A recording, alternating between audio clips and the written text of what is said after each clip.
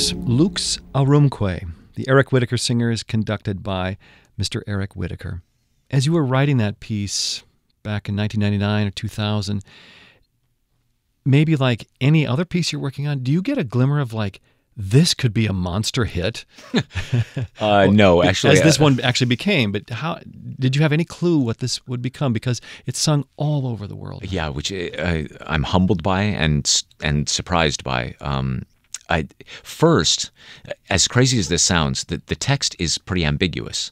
The angels sing softly to the newborn babe. So at the time, believe it or not, it didn't even occur to me that this could be a Christmas anthem, really. I'm not a Christian. I'm not an atheist, but it just didn't seem to me, it seemed ambiguous in a way. I thought of these beautiful mythical creatures, angels, singing to this gorgeous little baby. I didn't make the connection. So that it's become a Christmas piece, now it seems so obvious to me in retrospect. That's the first part that's surprising.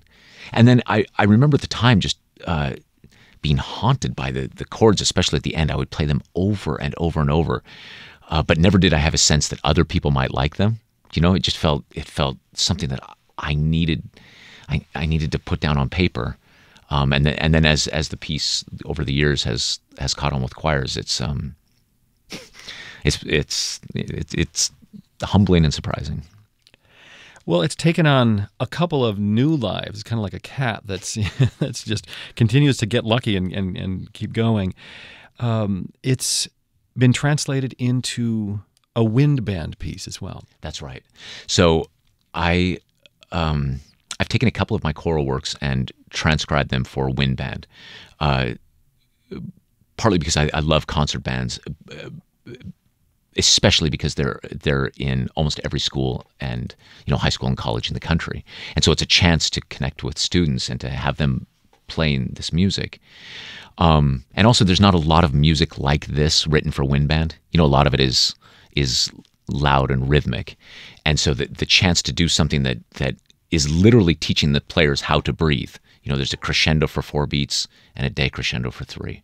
And a crescendo and a decrescendo. So built into the piece are things that students can be working on as well. And I thought, oh, this will translate nicely.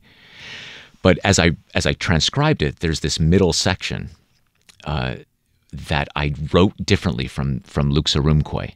It's still called Lux Arumque for wind band, but I rewrote the middle section because taking advantage of, if suddenly you have the 85 instruments on stage, there's the opportunity for a much grander climax. And so I took music, this is very complicated, but from my musical Paradise Lost, which is also about angels, and I just inserted it in at the climax of the piece. So now where the choral piece is more intimate, the wind band music opens up and becomes much more cinematic.